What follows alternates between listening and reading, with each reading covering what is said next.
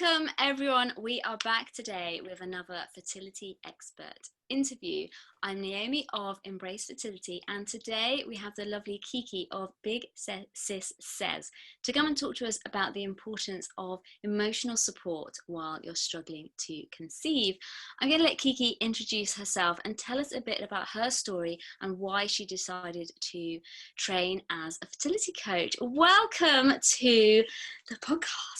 Hey Naomi, thank you. I'm so glad to be here. I love talking to other women who just get it and are sharing the same story. So thank you for having me here. As you asked, my story is that I am a mother thanks to IVF. I went through 3 rounds of IVF and 3 transfers, and I had 3 different outcomes. So one didn't work, one worked, it is my daughter, and then one ended in a miscarriage. And during all of that, I never felt like I had the support I needed to get through it. I went to acupuncture and I went to the infertility specialist, and I had such support from my friends, but none of them had actually been through it and understood firsthand. So while they always meant well, everything they kind of said was a little bit of a trigger or hurt more than it helped. And I just felt such a connection when talking with other women who did understand it that I found through Instagram. But it was hard to connect with the women who were also going through all the meds and the treatments at the same time. I really wanted to talk to somebody who was a couple steps ahead. And I never found that when I was going through this experience myself. And so that's why I decided to become an infertility coach, to provide the support and encouragement and inspiration, and also some of the tips and tactics that helped me change my perspective and the experience through all 3 of the rounds, even with 3 different outcomes. So that's why I'm here today. I'm from Connecticut, but I actually call South Carolina home. I'm a military wife, and my IVF miracle is 3 years old. And so she keeps me busy for sure. And yeah, I just hope that sharing my experience and what I've gone through will help someone else's experience not be as lonely as mine felt. Oh, that's what really drew me to inviting you on the podcast as well, is the fact that you've been through this. I think there's such a difference if someone really has lived it and really understands that empathy and compassion you get speaking to someone, that they just really, because they have lived it, they have really been through it. And it was the same with me. I was like, I've been through this, and I really feel now like I have all this knowledge that I want to pass on. I don't want it to just go, oh well, that was infertility, that's how I have my kids. Close the door on that one. Right. There must be a reason why I went it. It's to be a coach. Woo. Yeah, I totally agree with that. I think that it's so hard when you're in the moment, and everybody, it's human nature to ask why me? And I ask that at every step. And you're getting older and your clock is ticking. You're like, why is this what I'm going through? And I'd already been through other challenges. I'd gotten unmarried, and I remember asking during that stage to be like, why me? And that felt like going backwards on sort of my life journey. And then when I found out they were going through infertility and had to go through that, it again felt like going backwards. And it was like, why me?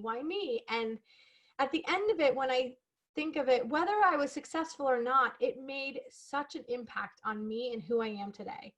And I'm at a place where I can find the reason and understand why, and pull out the gems and the benefits it has brought to my life to hopefully inspire other women who are still in that why me and waiting stage, to know that it's not permanent.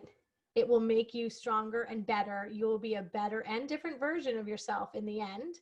And most likely, hopefully, a mother as well, but that life should be lived in that waiting period as well, because that's one of the things that I lost, was more of my time, because I just kept looking towards the future goal. So yeah, I think you and I are here to try and help women not do it the hard way we did it. I think that's the thing as well, and your message very much is about finding the joy in life. There's a lot of posts and a lot of inspirational posts on Instagram. It's all about live your life while trying to conceive, but it's kind of not just living your life, but loving your life, finding the joy in the moment, being able to really, because when you're trying to conceive and I got sort of so deep in the rabbit hole of desperately trying all the things, I was so out of touch with the moment that it's kind of like, even if there was the chance of experiencing something good in the moment, I was kind of like, no, I'll put that on hold because I have to be back on Google to find out why I'm going through infertility. And it's like, I held myself back from so much, whereas actually that is still your life, and it is part of how you end up becoming a parent. So it is all then of the journey that you look back on, and instead of looking back and it just being this sort of dark time, if it can actually be this time you're like, I really found out who I was, I really found out. So because I think, do you think that's changed like how you parent and how you are as a mom? Oh, absolutely. Absolutely. I think, like I said, I got unmarried and I learned some of the coping mechanisms through that, to believe even when there isn't any evidence that like I would find love again or, you know, be married again. I just truly deep down believed that I was getting unmarried because there was somebody better out there for me. And I luckily was successful and found the man of my dreams. And so we lived happily ever after, and then got diagnosed with infertility. So it was, you know, different story. But I did apply some of that where I had to believe that I was going to be a mother. I knew it was going to be an uphill struggle. I knew it was going to be an uphill battle. But I totally still believed, and that got rocked a lot for sure, because you go down that rabbit hole and, you know, all the bumps and failures. And, you know, my mom always says you take 2 steps forward and 1 step back in like anything of healing, any journey. And so I felt that way. Sometimes it felt like a leap back and not just 1 step, but I kept looking forward to that goal, and did put my life on hold and did put other joy on hold. And then once my daughter got here, I was like, this is all part of her story. And I don't want to tell her that for 2 years I cried every day. Like, you know, 2 years I doubted, or, you know, other things infertility impacts everything, right? Your relationships with your partner, with your body and yourself and your colleagues and your family and your friends. You think about infertility because of everything you put in your mouth, all the meals you consume and the sleeping and the exercise. I mean, it's constantly in your face. So it's hard. It's not like you can ignore it. But I am a more patient mother. You know, in the moments when they're screaming and crying, or maybe, you know, she's at 3, so she can do it her way and on her own. Like, I remind myself that there were nights and where I was praying for this and hoping for this. And so I can tell myself that and calm myself down so much faster. But also I know that everything is temporary. So the good stages are temporary, and the hard stages, like when nursing was really hard for us. And that was another challenge. And I was like, come on, I couldn't get pregnant. And now I'm struggling with nursing. Like, when is this going to be easy? But like, my daughter is amazing and perfect. And it was like, that was temporary and we got through it. And so infertility, there's moments and stages where it's really hard, and there's moments and stages where it goes well. And same thing with parenting. And I really do think it's helped. How about you? What are the things you think? I'm the same. I think when I was going through fertility, I'd really, you know, I got this such rose-tinted view of what it was going to be like to be a mum. And I remember my mum kind of sort of quietly taking me aside and having a word and going, I know you really want a baby, and I wouldn't hear it at all. I was like, because I heard that as her not understanding how much I wanted it. But I found that because I had to learn through infertility how to cope with the anxiety, how to cope with the uncertainty, how to cope with the thoughts that I literally were like causing me physical pain and distress, then when the tough stuff comes as a parent, you have these tools to fall back on. Because I really thought as well, I was like, oh, once I've been through that and I you know, I have my kids, then that'll be it. I'll just live in this, like, yes. To be fair, for the first 6 months with my son, I literally was in this bubble of joy. Like, I was so on a high.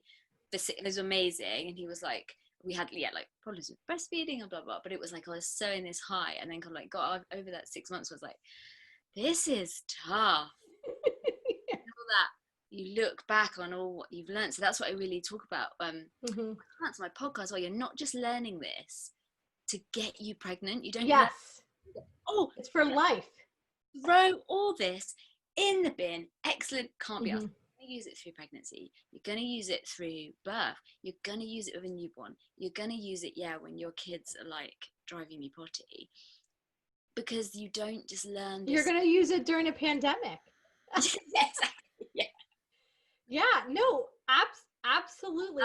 That's what I say is like everything you're learning when I work with clients is like, it's going to help you throughout your whole life. So we might work together for 6 months, but like, shoot, you're going to be thinking of me in years and years and years.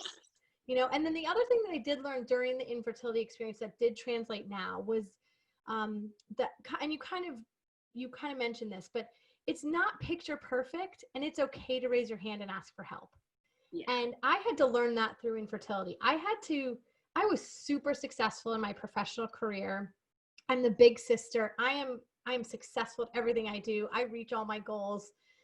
And this was one of those ones where it was really challenging and it wasn't easy. And I did not want to show weakness to friends, to family, to anybody.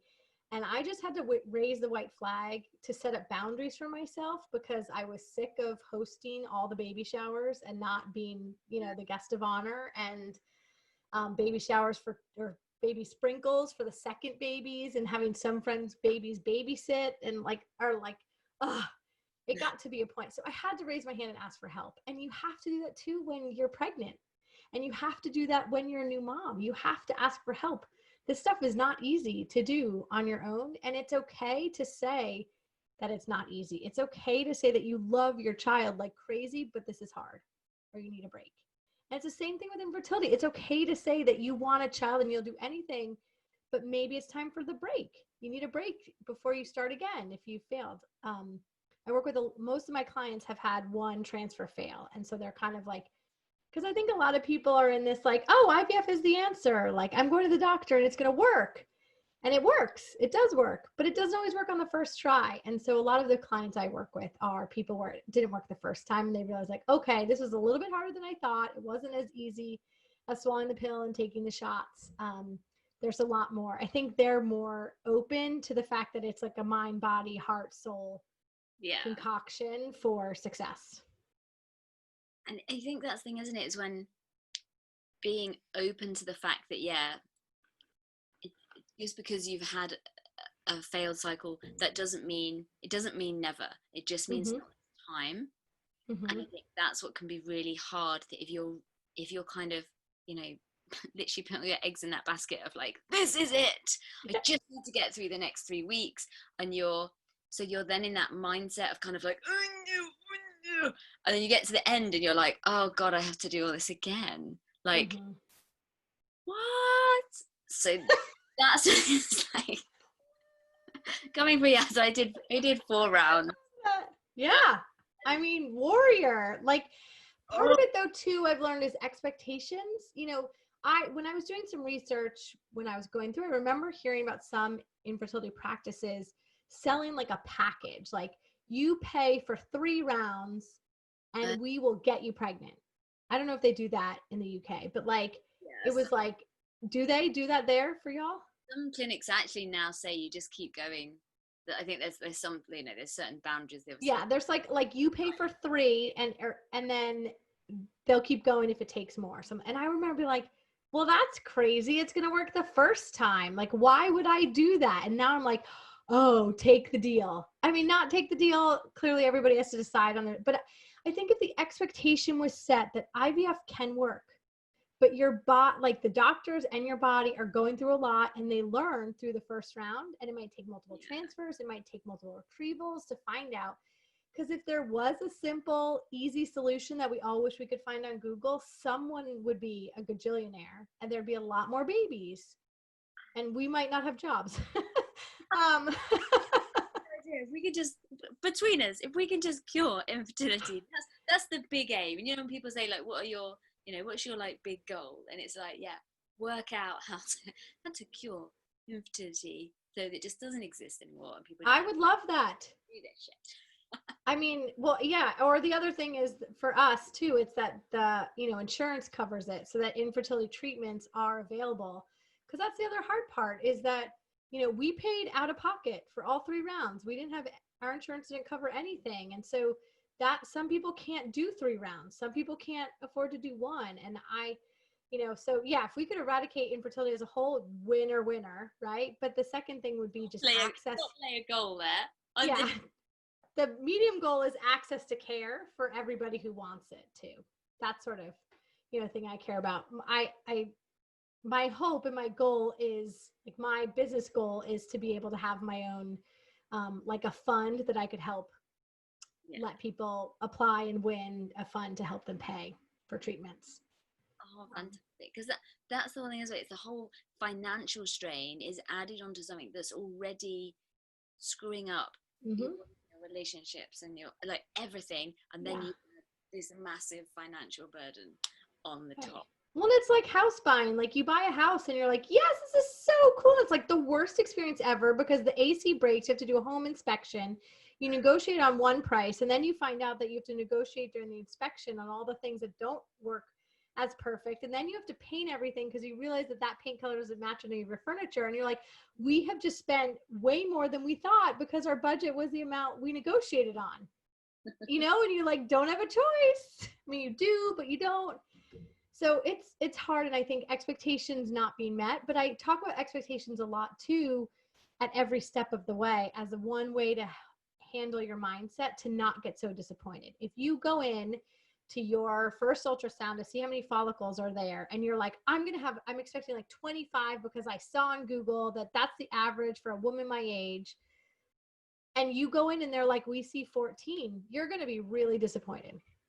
Yeah. And there's another woman who's going in who knows she has, low counts, and she's going to go in hoping for 12, and you're disappointed with 14. And so it's like, it's all about expectations. And so if you go in saying it's all about the end goal, it's not about the immediate right now, like, what are the like, that's a big thing that I talk about a lot. And that's the thing, it just takes, I've been talking numbers a lot with one of my clients that are saying, at the end of the day, it just takes one. You just need one, and that's the baby. And yes, all before it, they want as high numbers as possible to, up your chances. But actually, it's just the one. Because we did that. We only ended up with, on our first round, I think we had collected 2 eggs. And then, we had 1, and then it just didn't work. Yeah. And next time round, I think they collected more, like 6 or something. But then none of the rest fertilized, none of them were good enough to freeze. There was just one put back in. And it was that whole thing of everyone else on the internet, and everyone was talking about, like, oh, we've got 14, we've got 7 in the freezer for next time. And I was like, okay. And it's a whole, like, comparison game if you're freaking out about the numbers, whereas it just takes one. And if you can pull yourself back from that whole of what is good for someone else is, not right for your body, and the whole, like, doing more of, like, natural IVF where you're not aiming for the higher numbers. Yes, right. More gentle, like, you're not a factory, you don't need to put out 25 eggs. Yeah. Go for 5. Right. Yeah, it's really hard. And I think it's about the end goal and the end game. And what a lot of people don't think about is, and this is something that I'm having now that I've been doing this long enough, people are coming to me because they're done growing their families and they have frozen embryos left. Yeah. And you don't think about what you're going to do with those frozen embryos when you're done. And let's say you have 2 or 3 kids all through IVF, and then you still have 5 embryos. Like, what? You don't think about that, because in the beginning, all you're focusing on, you're like, the more numbers, the more chances, more numbers, more chances, which is true. But there is this other side of, what do you do with those? And everybody believes a different thing, and the choice is different for everybody and what's right. Do you donate them to another couple? Do you donate them to science? Do you get rid of them? Do you freeze them forever and, I don't know, use them in 10 years? I don't know. But it's something that's not thought about when all you're thinking about are these numbers. And I really, every time I see a post in a Facebook group or on Instagram, I cringe when a woman's like, hey, everybody, tell me your numbers. What were your stats? And it's like, why? No, please don't do that. No. Like every single one of us is different. Like it doesn't matter. Like I understand the need for hope and inspiration for sure, but there is somebody in every scenario that has been able to be successful, right? Whether they had one egg or one follicle found and one egg and they've been successful, or 400. Oh my God, 400, that'd be really sick. Maybe 40 is a big enough number. But I really don't like that when people ask for the stats. Because I think it's also when like you're asking Google to tell you, you can get Google to spew out whatever you want to say. So really negative mind space. You're like, obviously with the whole like COVID at the minute, it's like, I have a very tickly throat. Put in, I've definitely got COVID. That is the end. Right. Where also put in, because we had the whole thing of going for the 6-week scan and there was no heartbeat. So even though I'd had the pregnancy test and my bloods were all fine, they were like, there's no heartbeat, but miracles do happen.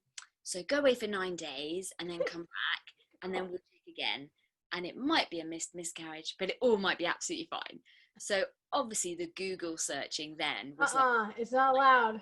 People tell me who didn't have a heartbeat at 6 weeks. And obviously there are loads of stories of people saying, yeah, little Jimmy didn't have a heartbeat until 8 weeks and so, and all these stories. But it was that you're clutching at straws because you're just like, there needs to, I need something. Whereas when I stepped back from that and I was like, there's actually, no matter how much time I spend on Google, there is nothing I can do apart from just nourish and nurture myself, go about my business for the next 9 days, and that was then the miscarriage that I had. But then I got pregnant naturally 3 months later. And obviously if someone had been able to tell me in 12 weeks you'll be pregnant, it's wild. then you'd be absolutely brilliant, absolutely fine. But because we don't have that guarantee, I think that's the beauty of the mind-body techniques, because it is kind of like someone giving you that no matter what shit is thrown at you, you will be okay. So even if you don't have that guarantee, you have that that inner sense of like, I'm not gonna be completely destroyed by this. I can be okay. And I sailed through obviously huge emotions and grieving, but I didn't get as low after the miscarriage as I had been after our first failed cycle. So the first failed cycle, that is when I hit rock bottom. And then 2 years later, had the miscarriage. And I didn't get as low as I'd been because of the mindset stuff. And that still fascinates me with the power of that. Yeah, absolutely. I mean, I think too, like, because I'm such a happy-go-lucky person, I'm laughing and giggling all the time. But that doesn't mean I don't have moments of fear or doubt or, where I'm scared or crying. I mean, shoot, I cry all the time. I wear waterproof mascara all the time too. That's like my thing. But, it's not that I don't feel or you don't feel all of the range of emotions, but by doing the work that we've done day after day, week after week, month after month, and now year after year, those highs and lows are smaller. Like they're not as big, or they don't last, like the lows don't last as long. And, I can pick myself up. The pandemic's been hard for all of us and it treats everybody differently. And, it's been a challenge for sure, juggling all of the things. And so there's probably been more moments of me being like, this isn't so easy. I'm not as happy-go-lucky right now. But I know what works for me. I always talk about the toolkit because everybody's toolkit has different supplies in it.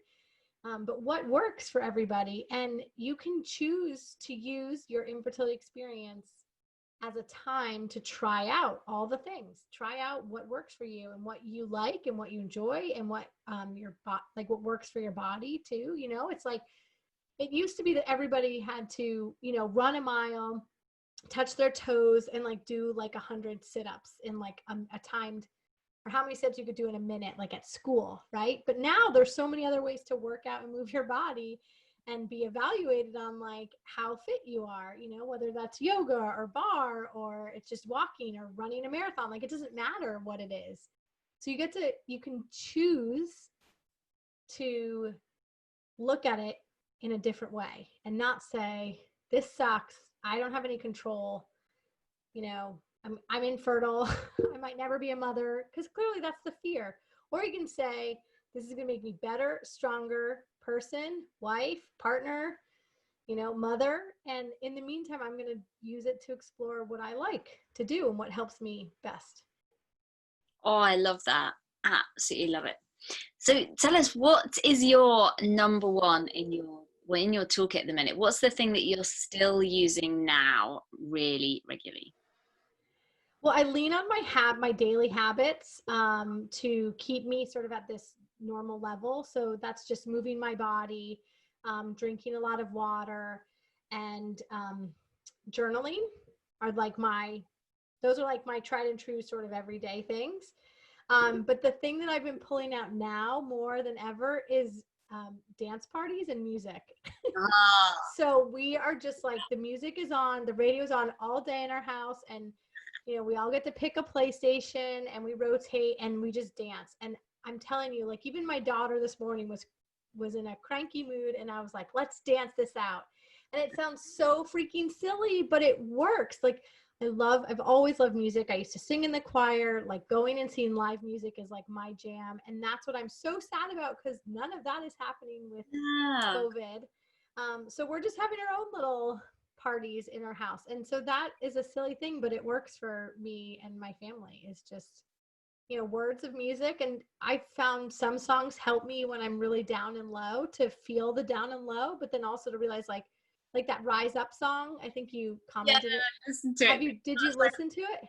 Yeah, I listened to it first thing this morning. That was like, put that on. So instead of normally I'd like go meditation music, and I listen to something like quite calming. I was so tired when I woke up this morning. If I put something on, I'm going to be straight back to sleep, and just, you know, the kids basically been going, Mummy, the sun has come. It's morning time, and I'm just under the duvet going like this.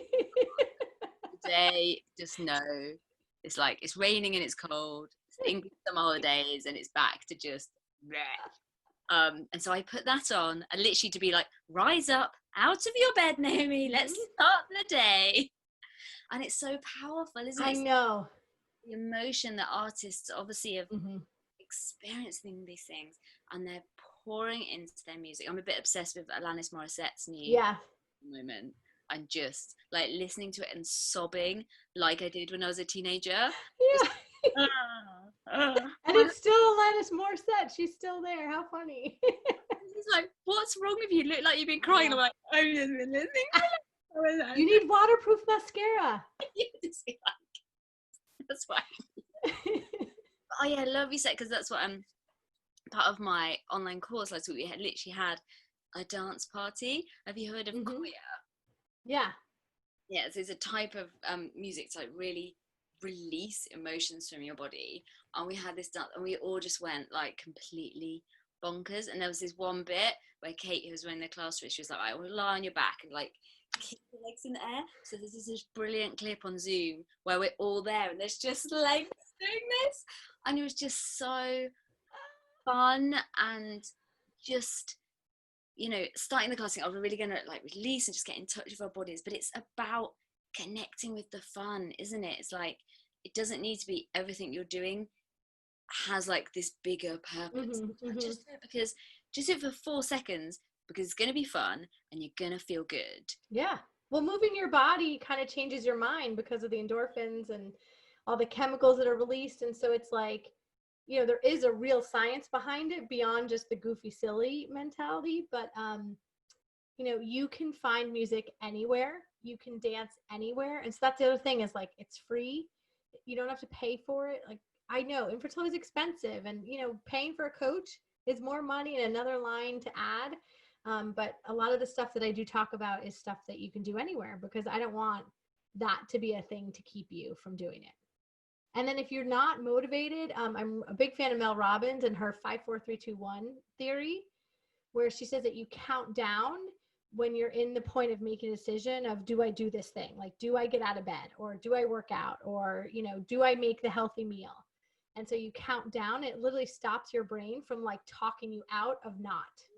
Yeah. And so you count down from 5, 4, 3, 2, 1, and you get up and out. and it really helps motivate. And she used it when she was really anxious and depressed, and it got her up and out. And so, you know, if you're kind of in a bum mood and you're grumpy, it's like, okay, you can think of the things in your toolkit, and when you think of one of them, then you count 5, 4, 3, 2, 1, you go do it. You just do it. Yeah. It's like when you are really low, that's when you really could benefit from the things, but your mind is going, I can't be bothered. It's fighting you, right? I don't know if you'd listened to that podcast where I had a morning the other week where I was in this thought storm for 3 hours and everything was terrible. And yeah, journaling is like one of my go-tos, but I was so in it. I didn't even want to journal. I didn't want to do anything. I was just so in it. And obviously I teach this stuff. I talk about this stuff. Right. But it was still, the thought storm was so, had me in its grips. And it was only then that afternoon when I suddenly had that realization I was having a really nice day and I felt really good. I was like, nothing has changed about what happened, apart from I've stopped thinking about it. That's it. And it's still that wake up call of like, oh yeah.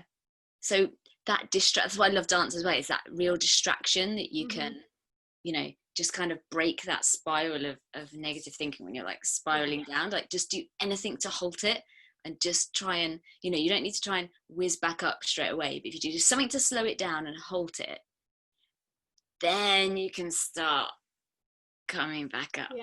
Yeah.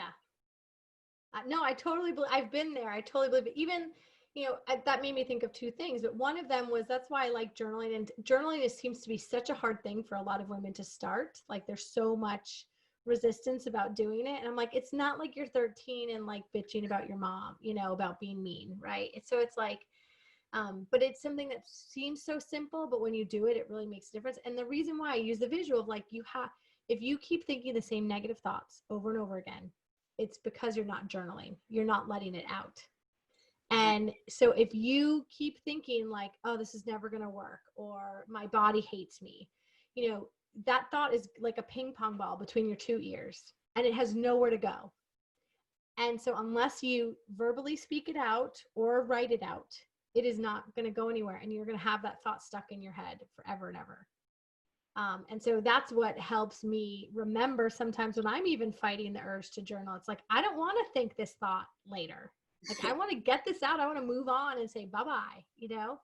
But the other thing is when all of COVID first started, we were all home and everybody was home and at the house all the time. Like, I work from home all the time. I had the house to myself, and now I have everybody home with me all the time. It was a big change for us. I have no alone time.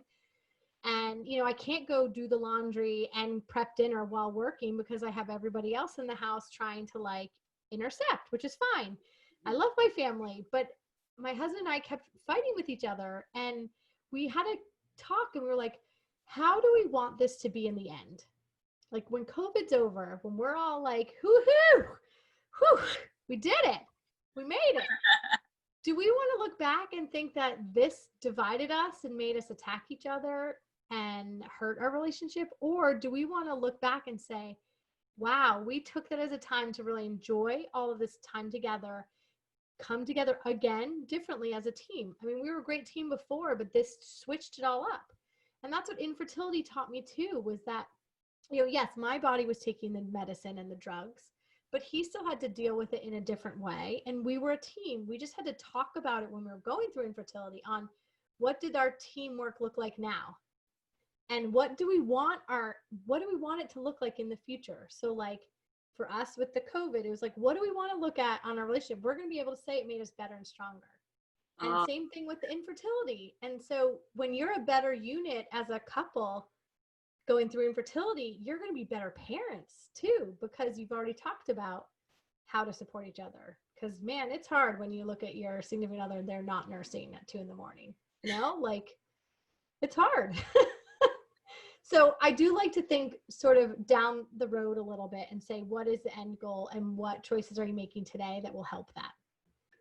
And that's things where it's giving you that other focus, that it's not about just right now getting to that pregnancy test or getting to the 12-week scan or getting to the birth or because you're always going to then move the milestone. Always going to be this next point in time. Yes. Like, once they get past breastfeeding, or once they can walk, or once they can drive themselves places, or like once they learn house. once you're a parent, you never stop being a parent. Like there's always going to be, you're always going to be caring. I think that's the thing I think is so interesting about infertility is like, once you decide you want to be a mum, for most people, they can never go back on that. It's like, as soon as you decide, like you said, everything you eat, everything you do has this third person already in the relationship, already in the life. So then when it can take months or years for that person to actually materialize, but they're already in your heart, they're already part of the decisions. But instead of it being, like everything's this slog to get to this point, look at what the positives of that are. It's like, you're getting super healthy, like your diet is amazing now, that's when I learned foods I was intolerant to. That's why I really started looking and going, the way I work really isn't, like, it's really not conducive to like living, let alone being mum. Again, people think, I'll get pregnant and I'll go on maternity leave and that's my escape from the job that's stressing me out. It's like, it needs to be backwards. You need to deal with that stuff now. Rather than just hanging on for the pay. Yeah. That's funny. No, I feel you, because I've been very lucky. I've loved all my jobs. But after going through infertility, and then once my daughter was here, I didn't want to work in the office all day. Like, I had worked so hard and so long for her to be here. And I'm an older mom. And so I sort of felt like I'd earned my stripes, and I finally had the guts to like talk to work and be like, hey, this isn't what I want anymore. And that was the other thing, is like, every day is a precious day. And so, yes, I learned that what matters to me and what's important to me. And I worked hard for that goal. And, one of the reasons why I became an infertility coach was because so many women don't share that they're going through infertility in the moments. Because most people don't publicly share, hey, I'm planning to lose 40 pounds. Most people don't publicly share, hey, we're trying to save money and reduce our debt. Like, there are goals that people do and reach or work towards privately. And there's kind of like, it's done under a cloak of secrecy. And I just wanted to provide an outlet and a safe space for women to be able to talk about it, so they can handle all of that stuff and not do it in that cloak of secrecy, because work is hard. And again, I was working a lot of hours and I was crushing at my job and nobody knew, but I would leave a meeting and like go into the bathroom sobbing because somebody would ask, when are you going to be a mom? You've been married for a while now. It's like, give me a minute. And then I'll get right back to you on that. And so, when you're working towards a goal and it's not coming easy, you don't give up. I mean, the people I work with, they're not giving up, and you don't give up until you get to the goal. And that's okay. And some people get to the goal way fast, right? There's always those people who've had life that seems a little bit easier. But it's about what you want and what you're working towards. And it's okay to ask for help. It's okay to be sad and bummed out about it. It's human nature, but don't let it change you in that way. Make sure it's changing you for the good. That's what I try and work on. Absolutely love it. This has been absolutely fantastic. And I know you've got some fantastic freebies to tell people about, and also your amazing 2-week weight challenge. So do tell the listeners all about those. Okay, well, I'll start with the 2-week weight challenge, because that is a paid product, but I started because when I was going through my third transfer, I was like, oh my gosh, because I did 4 IUIs too. So I've had like 7 2-week waits, and man, is that a time to like wish your life away and be anxious and fight all the demons. So I lost a lot of sleep on how can I help other infertility sisters through this moment. And so I came up with the 2-week weight challenge. Once you have a transfer date scheduled, you can sign up, and it's at bit.ly/TWW challenge, and then TWW and the C are all capitalized. But I'm sure you'll include it all. So the 2-week weight challenge sends you a daily email based on your transfer date. So it will say, oh, you're 3 days past transfer, and it gives you some inspiration, hope, and activity to keep you busy that helps with some mindset, also helps build your toolkit and try things out, and focuses on different areas like your relationships, things to improve upon. My favorite day and I'll just tell everybody now, but is the Random Act of Kindness Day. Because I really believe that when you're down in a funk and you're just like thinking about like, oh, this sucks, life is so hard for me, why me, why me? One of the best ways to turn that around is to put like good juju out, like put it out, like, okay, stop being so self-centered, stop thinking about me. What good can you put out? What can you do to improve somebody else's day? And a random act of kindness can be free. It doesn't have to be paid. It doesn't necessarily like mean buy Starbucks for the person behind you. That's kind of like my least favorite random act of kindness, because I don't know. But if that's all you can do, that's all you can do. But doing a random act of kindness is one of the activities for one day. It's to like think about who can you give something out to, whether that's making an extra meal or cutting flowers from your garden and bringing it to the neighbor you haven't met yet, or the older person who lives in your neighborhood, whatever. Writing a thank you to somebody who's been supportive of you that you've felt comfortable. So Random Acts of Kindness is one of those days, but it's a customized daily email to encourage you to get through and hopefully keep you from peeing on a stick, because I also do not support peeing on a stick every day. I do not support that madness. So save that money. And then the other thing is that every month now I do a virtual workshop, a virtual infertility workshop, where I invite a medical professional to join me.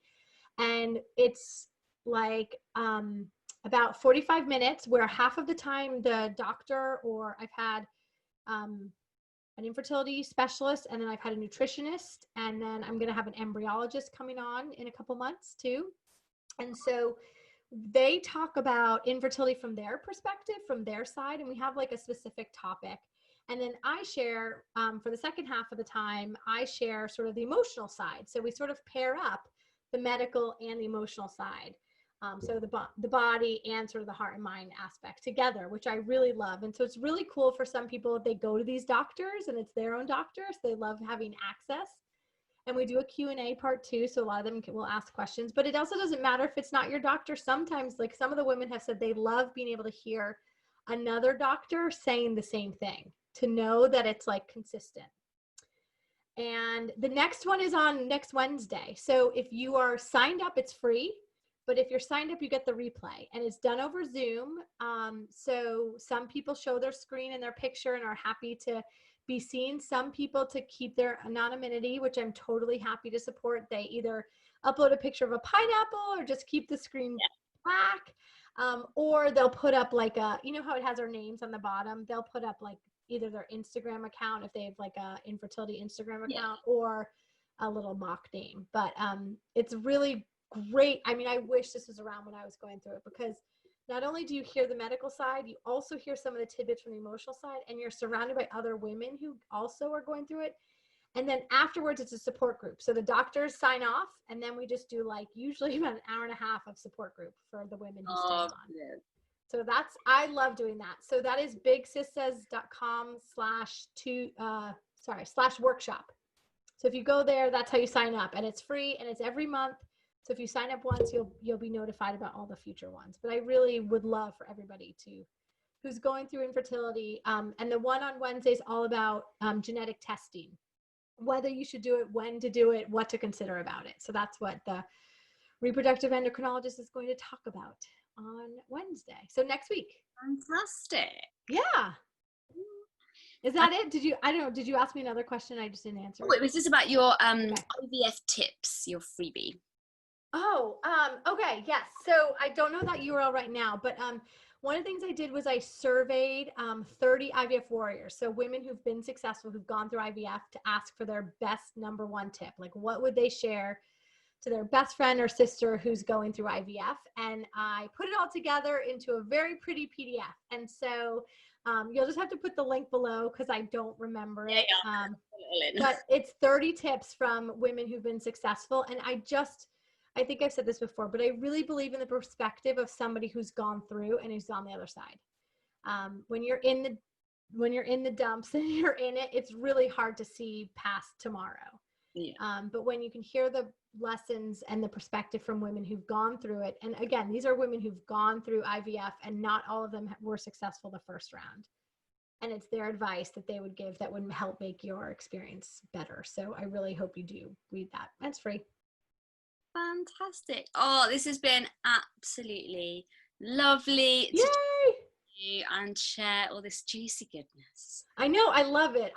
Like I said, I could talk forever. I love talking with people who get it and understand it. And, just know that, because there's so many women going through this, and there's support in so many different ways. And, finding somebody that you connect with is what really matters. And just knowing that there's help, because this doesn't have to be done alone. And so it's so awesome that you're doing this and providing your podcast to share your intel, because it's been awesome. I've loved listening to it as well. And I'm not going through infertility. I think, as for anyone this is the first time listening, you may be watching this, so we're sharing this as a video and podcast. So I have a weekly podcast, and it is generally me wandering around in the woods behind my house, just talking about what's going on in my life and giving like reflections of what I went through when I was going through infertility. Went through almost 4 years, 4 rounds of treatment and a miscarriage before having both of my kids naturally, and just chatting about this stuff. And I also talk about the stuff I'm going through now, as well as kind of like flashbacks, and put it in. So it's quite like random, the stuff that I'm talking about. And then yes, this series has just started, so about twice a month I'm going to be sharing fertility expert interviews. So you can sign up to my mailing list at embracefertility.co.uk, and you can get your Fertile Thoughts activation pack, which is a 4-minute MP3 called the Reset Button, to just help bring you into the moment. And then there's the Heart Anchor video, which is a 10-minute meditation to help you tune in with feelings of gratitude, love, and peace. And this is something that some people, you can be so disconnected from this, so go and check it out. It's all free. Just sign up and I'll automatically email it over to you, and just start getting back in touch with you. I think that's the overriding message today, is you're still in there. You're not just a woman who is trying to have a baby. You're still you. And who are you, and what do you want, and what do you love, and how can you really learn about yourself in this time? Because once you are pregnant, you're going to be learning more stuff about yourself, and once you're a mum, you're really going to be learning stuff about yourself. So if you can learn as much as you can now, going through, it's like each level is like an evolution. So yes. Amazing.